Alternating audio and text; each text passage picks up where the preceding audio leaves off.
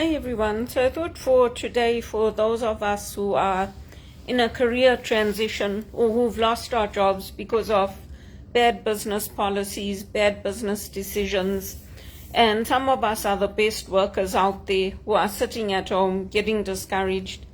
What I did yesterday, I thought of somebody I had met while I was volunteering at an event for the Canada-South Africa Chamber of Business, Warren de Bruges, and he helps, he has a foundation and he helps children. So he didn't have a job opportunity for me, but we kept in touch through email, and all of a sudden I thought of him yesterday. So I thought, let me email him and see how he's doing, because it's always me that has to reach out, obviously. So I sent him a nice email, and I sat and I thought of all the accomplishments I've had since TD let me go in 2007. And that helps. If you can make a list of all your skills, all your accomplishments, all the things that you've done despite everything that's come against you, that will help your motivation. It's one of the strategies that they use when you go for outplacement. They ask you to remember your accomplishments, what you've done, and what your goal is. And so for me, they might be small things to other people, but to me they're big things. Getting my bookcase up here, this big bookcase. See if I can turn this camera around. So this big bookcase, I had to hold this up by myself, because when I asked for help, nobody wanted to help me. Then this couch, the couch was very, very big, so I got it on the dolly, and then I pushed the dolly up and they helped me. The service team here helped me just to push it into my apartment, and then I unboxed it and it self-inflates. So those are two things from recently. Also, since they let me go, I went on to become a John Maxwell speaker. I'm licensed to teach, to train, to hold workshops. I've taken people for free spiritual direction, so I've used my skills with the Jesuits in Scotland, and I've used them in the community. I've advertised my services not recently, but in the past through Spiritual Directors International, and I've helped people for free, women who were dying, women who were going through different prayer transitions. I've also helped with giving retreats. I've helped in my parish community as a lector, as a coordinator for the children's liturgy, with the Eucharistic ministry. I've been a volunteer at St. Michael's Hospital in the ICU lounge and the cardio lounge. So I've been there for families and individuals and the patients too. I've helped with a number of different non-profit organizations, from Fred Victor to Young Street Mission, Out of the Cold, feeding the homeless at St. Patrick's downtown, helping to organize movie nights for them. And I've also got my piano, because before I used to go to Regis College when I was working and also a student. I used to go to the college because they have a piano that just sits there. So they had told me, if you ever feel like playing, you can just come here and play. There's no one here on a Saturday, and that area is not used on a Saturday. So I used to go there, or else I used to book the room at the Toronto Reference Library. I used to go there. And I also had to go out to use the internet, because I had a limited internet. I didn't have unlimited, but because I started working at home, I got the unlimited because I need it for my work. So I don't have to go to the library anymore to apply for jobs, to look for jobs. I used to also go out to the employment centers. I used to go from here either downtown or go to the Lawrence West Center, to the social services. And there's a stigma to that because it shows that, oh, you can't pay your internet, you can't afford the upgrades. But I used to go because it was a way for me to also get out of the house and to be with other people. I used to go to the library to sit there, to read the newspaper. I don't do any of that anymore. I just stay at home. And I prefer it that way. I don't need the additional stigma of, oh, you're out of work, you're a bum, you can't get a job, even though I know it's not my fault. And I know that there's big job losses taking place. That's how people think. They always assume the worst, not the best of you. And also my record player. I bought a nice little record player, this one. So I couldn't afford a big stereo, which is what I wanted. But I thought, how often do I listen to the radio? And, I don't. So my CD player, it skips now because it's old. So I just decided, instead of upgrading that, I'll get a record player because I like vinyl. So we had a record player in Zimbabwe. My dad had a nice big teak record and radio. It was combined. So I bought that little record player from Amazon, and then I've got all my records so I can play them, sing with them.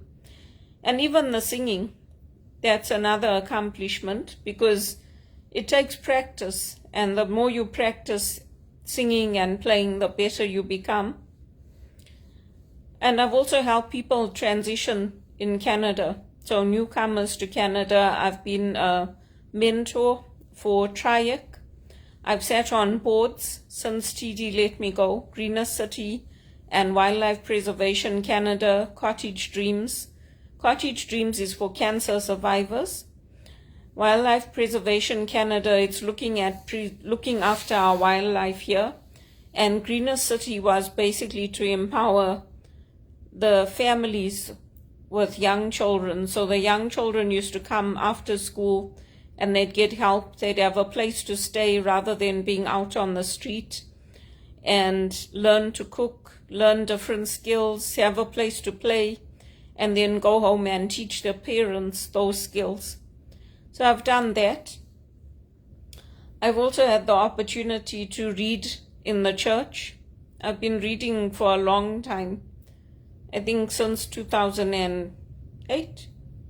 Anyway, it's a long time that I've been reading in the church, which is one of the things I like to do. I've had the opportunity to help St. Basil's with the setup and tear down for events. They used to have carols by candlelight, and we used to also decorate the church with the poinsettias for Christmas. And then after, we used to go and help them to take it down, and they used to let us bring a poinsettia home, a plant home. So I did that. I've helped at the Newman Center with events for students. And when I wasn't working, I used to go downtown because Father Peter Tironi knew me. So I used to go just to attend the mass, and then they used to get me to read. So I enjoyed that. The setup was different to how it is now. All the benches and pews were not all facing the front. They used to have some on the side and then some facing the front. So it was a unique setup that they used to have. I used to like going there, and then just to walk around the campus, go to St. Michael's College. I went to a lot of events at St. Michael's College, at Regis College. I've helped on welcoming teams, hospitality. I've served at events for them. And this is after graduating, not only before. I've helped with retreats. So I've done a lot since then. I have a lot of good skills. I've learned how to deal with AI, ChatGPT. I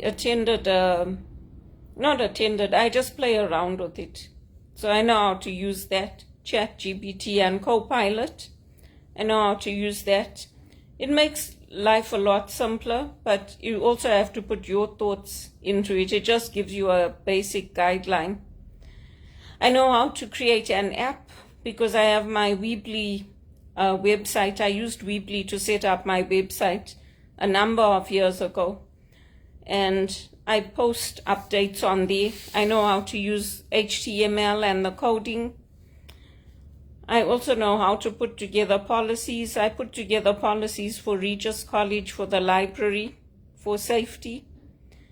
And I was a frontline person for them, but I also helped to manage the library there. I was a key holder for them. I've worked in retail for the Bay and Future Shop for Christmas periods.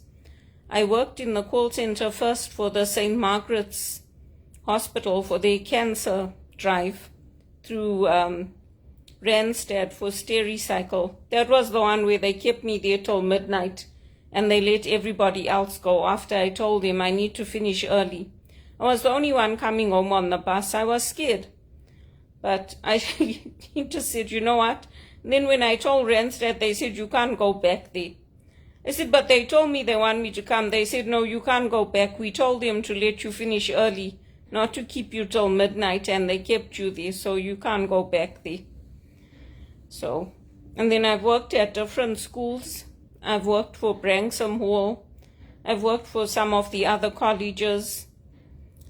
And I've done a number of different things. I've done project coordination for the banks, for implementing new HR systems, and also for mergers, Visa and MasterCard with TD, and sending out meeting minutes, getting the agendas together, overseeing teams, onboarding them, making sure their setup is done for their computers. And I helped for that. I was at CIBC. I took care of that for Accenture and Deloitte, for the consultants. I've had the opportunity to help FITS to organize events for them through Goodman's. And we had all the political leaders, all these big shots. They all came.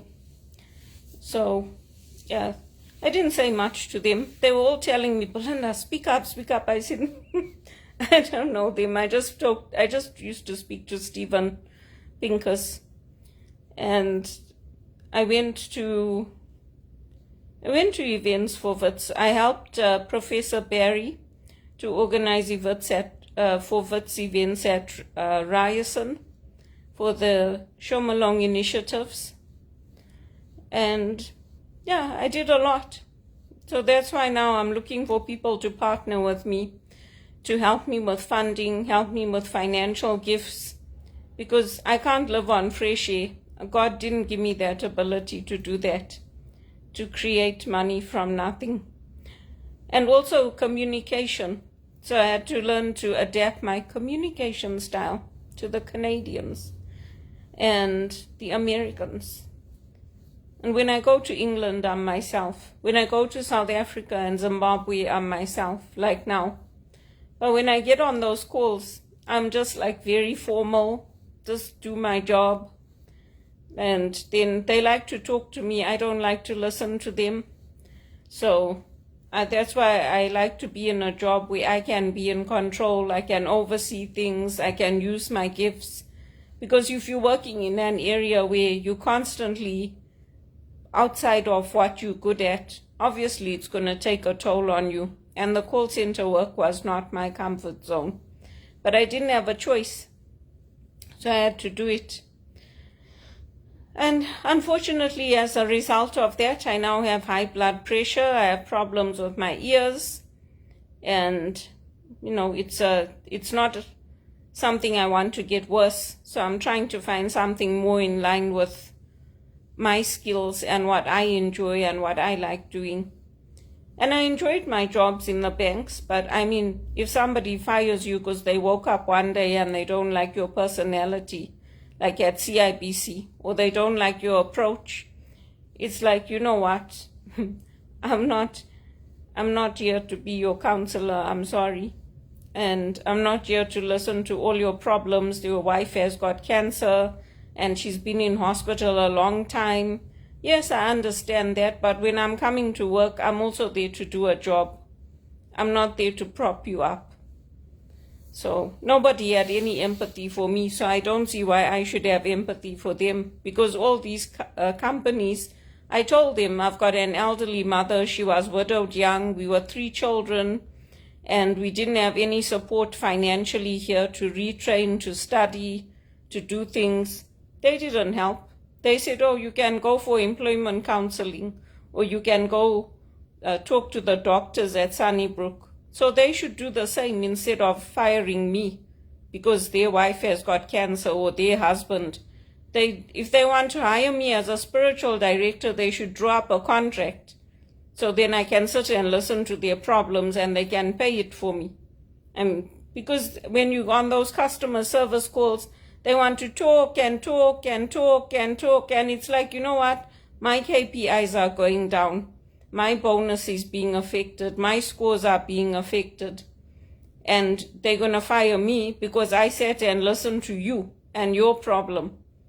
And then they turn around and tell you, well, I'm paying you. Yeah, you know what? You're not paying me enough. That's what I want to say. But yeah, they created a big mess with my life. And they can't blame me. I retrained, I requalified, I took out the loans, I helped HRPA, I helped so many organizations, different organizations here. And I love to do it, but I also need to have an income. I also need to have a good job. I also need to have properties like the church. I also need to have cars. I also need to be able to pay for my travel. So, because that's what they expect us to do. They expect us to raise the funds for what we're doing. We don't have non-profit numbers. We don't have business numbers like them. But a lot of jobs in the church are like that. They expect you to raise your salary, raise the funds to go on the transformation trips, raise the funds to do what you're doing. That's why we go out and we work. There's very few jobs where they actually say this is the salary and we're going to pay you. So those are my accomplishments. They may sound like they're small to other people, but to me they're huge. And even my TV that I got a few years ago, buying a TV, that's also huge for me. Some people have big TVs and big cars and the big holidays. I don't have any of that. But at least I'm happy with what I started with. And doesn't mean that I shouldn't strive for better, but people should stop criticizing me and bringing me down. I don't like going to the call center and listening to them. And also now with my ears, it's a big problem.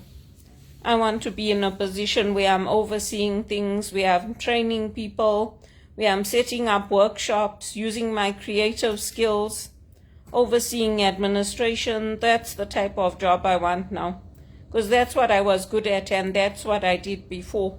This call center job, I took it out of desperation because there were no jobs. Who wants to go from earning $30 an hour, $50 an hour to earning $11.25? Would you want to do it? Obviously not. So it's the same thing with me. We all want better in life. We don't want worse.